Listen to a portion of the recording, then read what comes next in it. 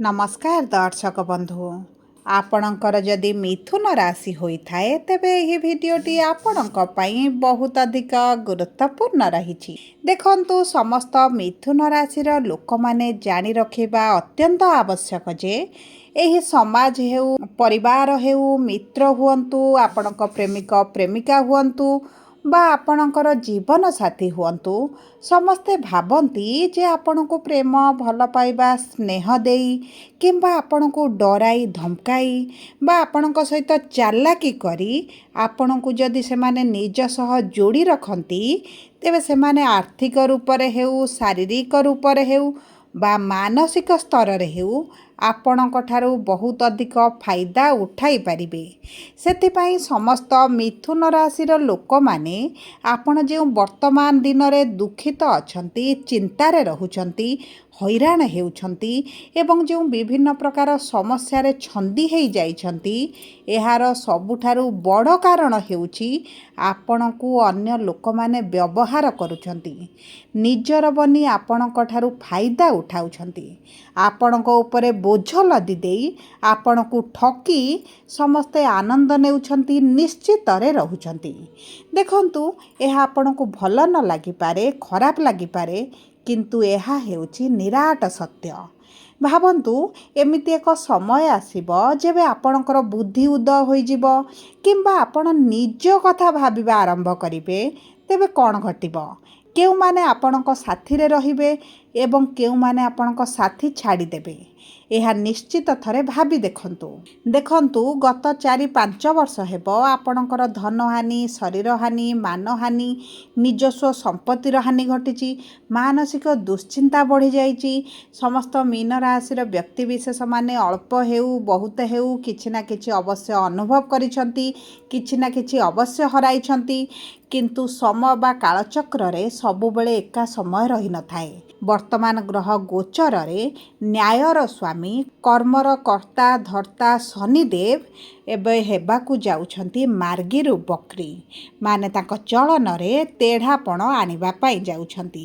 देखंतु जेतेबेले गोटे साधा सीधा साधारण लोकटिए तेढ़ा होइथाए सेतेबेले सब मतलबी लोक स्वार्थी लोक आपे आपे दूर होई जांती एवं धीरे धीरे आपणक जीवन रे आपण परिवर्तन देखिबा आरंभ करंती एवं एही जुलाई 27 तारिख ठारू आगामी 138 दिन रे लोक आपणक पाद तळे आसी पड़िबे एवं आपणकू एही समय मध्यरे किछिटा फरक मध्य पड़िबो नाही कारण आपण मनस्थ करि नेइछंती जे आपण आउ सहिबे नाही आपण निज कथा प्रथमे भाबिबे अन्य मानक विषय परे चिंता करिवे किंतु एही भली समय आपणकर केबे आसीबो केबे आपण शत्रु माने आपणक आगरे मुंड नुआइबे एवं सबुठार बड़ कथा हेउची काहेकि आपणको क्षमा मागिबे कौन एमिति घटिबो जहाँ आपणक जीवन रे परिवर्तन आनिबो एही सबु प्रश्नर उत्तर आपणको आगको एही वीडियो माध्यम रे आपणको जणाइबी सेतिपई आपण धैर्य धरी देखंतु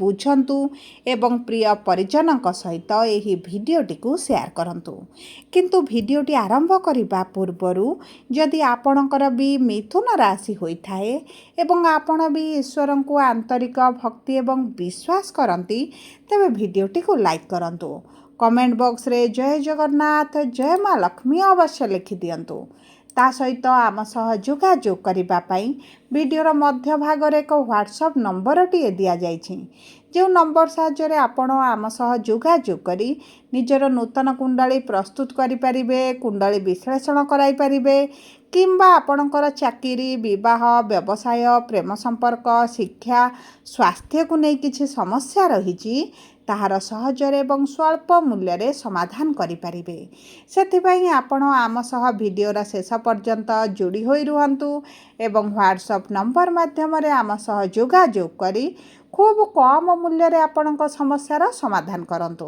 एबे आसंतु कार्यक्रमटी को आग को बढ़ाइबा एवं जानिबा आपणक जीवन रे एही आगामी 138 दिन मध्यरे कौन घटिबा पाई जाउछि। देखंतु ज्योतिष शास्त्र अनुसार जेतेबेले गोटे पापी ग्रह बकरी होइथाए बा तांको चलन रे तेढ़ापण आसीथाए सेतेबेले तांकर प्रभाव बहुत अधिक बढ़ी जाइथाए एवं आम समस्तक जीवन रे ତାଙ୍କର ଭଲ ପ୍ରଭାବ ହେଉ ବା ଖରାପ ପ୍ରଭାବ ହେଉ ବହୁତ ଅଧିକ ପଡ଼ିବା ଆରମ୍ଭ ହୋଇଯାଏ। ଏବଂ ଦେଖନ୍ତୁ, ଯେତେବେଳେ ଶନି ଆପଣଙ୍କର ବକ୍ରି ହେବେ, ଯେଉଁ ଭାବରେ ଆପଣଙ୍କର ବିରାଜମାନ ହୋଇଛନ୍ତି ତାର ଗୋଟେ ଗୃହ ପଛକୁ ମଧ୍ୟ ପ୍ରଭାବିତ କରିବେ। ଏବଂ ଶନିଙ୍କର ଦୃଷ୍ଟି ମଧ୍ୟ ଯେଉଁ ଗୃହ ଗୁଡ଼ିକରେ ପଡ଼ିବ, ଯେଉଁ ଭାବ ଗୁଡ଼ିକରେ ପଡ଼ିବ, ସେହି ଭାବ ଗୁଡ଼ିକ ମଧ୍ୟ ବହୁତ ଅଧିକ ପ୍ରଭାବିତ ହେବ। ତେବେ ସର୍ବପ୍ରଥମେ ଦେଖନ୍ତୁ, ଶନିଦେବ ଯେହେତୁ ଆପଣଙ୍କ କେନ୍ଦ୍ରରେ ଅଛନ୍ତି, କର୍ମ ଭାବରେ ଅଛନ୍ତି ଏବଂ ଆପଣଙ୍କର କର୍ମର ସ୍ୱାମୀ କର୍ମ ଭାବରେ ରହିଛନ୍ତି ଏବଂ ସେହି ଗୃହରେ ଯେହେତୁ ବକ୍ରି ହେବେ, ଆପଣଙ୍କର ଭାଗ୍ୟର ଭାବ ବା ନବମ ଭାବକୁ ମଧ୍ୟ ପ୍ରଭାବିତ କରିବେ। ଏବଂ ଭାଗ୍ୟରେ ଯେହେତୁ ରାହୁ ବିରାଜମାନ ହୋଇଛନ୍ତି, ଏହି ଶନି ରାହୁଙ୍କର ଯୁକ୍ତିଟି ଆପଣଙ୍କ ଜୀବନରେ ମହାପରିବର୍ତ୍ତନ ଆଣିବ। ଏବଂ ତା ସହିତ ଶନିଙ୍କର 3ଟି ଦୃଷ୍ଟି ଯେହେତୁ ଆପଣଙ୍କର ଦ୍ୱାଦଶ ଭାବରେ ଏବଂ ଚତୁର୍ଥ ଭାବରେ ଏବଂ ସପ୍ତମ ଭାବରେ ରହୁଛି, ତେଣୁକରି ଏହି ଗୃହ ଗୁଡ଼ିକ ମଧ୍ୟ ପ୍ରଭାବିତ ହେବ। ସର୍ବପ୍ରଥମେ ଦେଖନ୍ତୁ, ଏହି ସମୟ ମଧ୍ୟରେ କର୍ମକ୍ଷେତ୍ରରେ କିଭଳି ଆପଣ ଚାଲାକ ବ୍ୟବହାର କରି ନିଜସ୍ୱ ବୁଦ୍ଧି ବ୍ୟବହାର କରି କର୍ମକ୍ଷେତ୍ରରେ ନିଜ କାର୍ଯ୍ୟଗୁଡ଼ିକୁ ହାସଲ କରିବେ, ତାହା ନିଶ୍ଚିତ ଭାବରେ ଆପଣ ଦେଖିବା ଆରମ୍ଭ କରିବେ। ଏବଂ ଏହି ସମୟରେ ଆପଣ ନିଜ ନିଷ୍ପତ୍ତି ନିଜେ ନେବା ପାଇଁ ବିଶ୍ୱାସ କରିବେ। ଅନ୍ୟମାନଙ୍କ କଥାରେ ଆସିବେ ନାହିଁ କିମ୍ବା ଆପଣଙ୍କୁ ଯିଏ ଯାହା କହିଲେ ମଧ୍ୟ କାହାରି କଥା ଶୁଣିବେ ନାହିଁ। ନିଜକୁ ଯେଉଁଟା ଠିକ୍ ଲାଗିବ ଆପଣ ସେହି ସବୁ କାର୍ଯ୍ୟଗୁଡ଼ିକ କରିବା ମଧ୍ୟ ଆରମ୍ଭ କରିବେ। ବିଶେଷ ଭାବରେ ଆପଣ କିଭଳି ଅର୍ଥ ରୋଜଗାର କରିବେ, ଆପଣଙ୍କର ଆର୍ଥିକ ସ୍ଥିତିକୁ ପରିବର୍ତ୍ତନ କରିବେ, କିଭଳି କରଜ ଋଣରୁ ମୁକ୍ତ ହେବେ, ସେହି ବିଷୟରେ ଆପଣ ଚିନ୍ତା କରିବା ଆରମ୍ଭ କରିବେ। ବହୁତ ଅଧିକ ଦେଶ ସେବା ହୋଇଗଲା, ସମାଜ ସେବା ହୋଇଗଲା, ପ୍ରିୟ ପରିଜନ ବନ୍ଧୁ ଆତ୍ମୀୟ ସ୍ୱଜନଙ୍କ କଥା ଭାବି ସାରିଲେଣି। ତେଣୁକରି ସେହି ସବୁ ବିଷୟରେ ଏବେ ଆପଣ ପଛେ ଭାବିବେ। ପ୍ରଥମେ ଆପଣ ନିଜ ବିଷୟରେ ଭାବିବେ, ନିଜ ଭବିଷ୍ୟତ ବିଷୟରେ ଭାବିବେ ଏବଂ ସବୁଠାରୁ ବଡ଼ କଥା ହେଉଛି ଆପଣ ନିଜ ହକ୍ କେମିତି ପାଇବେ ସେହି ବିଷୟରେ ଲଢ଼ିବା ମଧ୍ୟ ଆରମ୍ଭ କରିବେ। ଯଦି ଆପଣ ଦୟା ପରବଶ ହୋଇ କିଛି ଜିନିଷ କାହାକୁ ଦେଇଥିଲେ, ଆପଣଙ୍କ ପ୍ରାପ୍ୟ ଛାଡ଼ି ଦେଇଥିଲେ, ଆପଣଙ୍କ ଭାଗ ଛାଡ଼ି ଦେଇଥିଲେ, ବର୍ତ୍ତମାନ ଆପଣ ନିଜ ଅଧିକାର ସାବ୍ୟସ୍ତ କରିବା ଆରମ୍ଭ କରିବେ।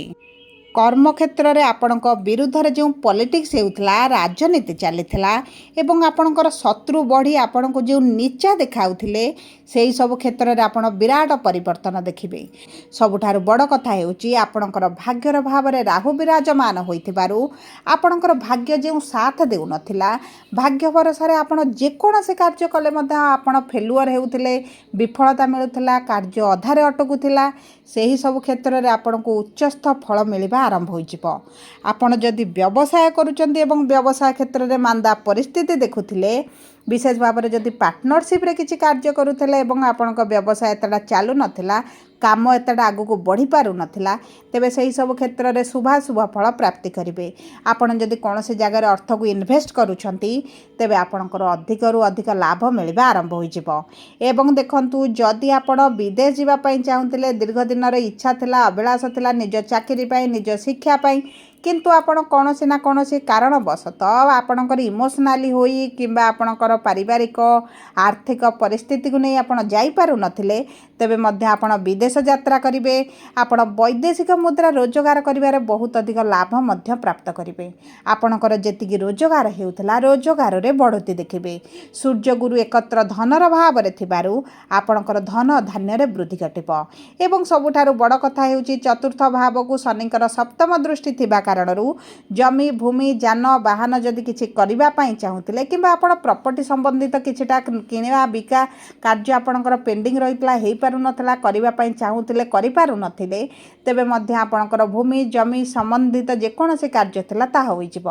ସବୁଠାରୁ ବଡ଼ କଥା ହେଉଛି ଆପଣଙ୍କ ପୈତୃକ ସମ୍ପତ୍ତିକୁ ନେଇ ଯଦି କିଛି ଡିସ୍ପ୍ୟୁଟ୍ ଚାଲିଛି କିମ୍ବା ଆପଣ ଅସନ୍ତୁଷ୍ଟ ରହିଛନ୍ତି, ଆପଣଙ୍କ ପ୍ରାପ୍ୟ ଆପଣଙ୍କୁ ମିଳିପାରୁନି, ତେବେ ଆପଣ ଲଢ଼ିବା ଆରମ୍ଭ କରିବେ। ଆପଣଙ୍କର କିଛି ଭାଇ ଭଉଣୀଙ୍କ ସହିତ ସମ୍ପର୍କ ମଧ୍ୟ ଦୂରତା ବଢ଼ିବ।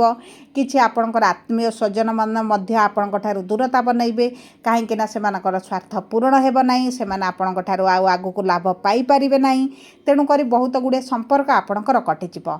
ଏବଂ ଦେଖନ୍ତୁ, ଏହି ସମୟ ମଧ୍ୟରେ ଯଦି ଆପଣଙ୍କର କିଛି କୋର୍ଟ କଚେରୀ କେସ୍ ଚାଲିଛି, ବିଶେଷ ଭାବରେ ଆପଣଙ୍କ ବୈବାହିକ ସମ୍ପର୍କରେ ପରିସ୍ଥିତି ଉତ୍ତମ ରହିନାହିଁ, ଆପଣ ଡିଭୋର୍ସ ଚାହୁଁଛନ୍ତି, ଆପ୍ଲାଏ କରିଛନ୍ତି, ତେବେ ସେହି ସବୁ କ୍ଷେତ୍ରରେ ଆପଣ आपनको डिवोर्स मिल जिवो आपण परिवार ठारू अलग रहिबे एवं ता सहित जदि आपणक पैतृक संपत्ति रे आपणको अधिकार न मिले आपणक प्राप्य आपणको भलरे न मिले तेबे मध्य आपण कोर्ट कचेरी पुलिस रा आश्रय मध्य आपण नै पारंती। एही समय मध्य आपण लढिबा पई संपूर्ण भाव में प्रस्तुत रहिबे। विद्यार्थी मानक अति उत्तम फल मिलवा सहित संतान प्राप्ति रे जो बाधक सृष्टि हेउतला से बाधा गुड़िक आपणकर दूर होई जिवो। सब परे देखंतु अशुभत्व को दूर करी शुभाशुभ फल वृद्धि करिबा पई आपण प्रत्येक दिन हनुमान चालीसा पाठ करने सहित गुरुंकर बीज मंत्र जप करंतु। प्रति बुधवार दिन गणेशों पाखरे लड्डू भोग अर्पण करंतु, दुब घास अर्पण करंतु एवं चेष्टा करंतु सूर्य को प्रातः समय जल अर्पण करने पाई एवं ता सहित आपण कुकुर मानक किछिटा खाइबा पाई दियंतु।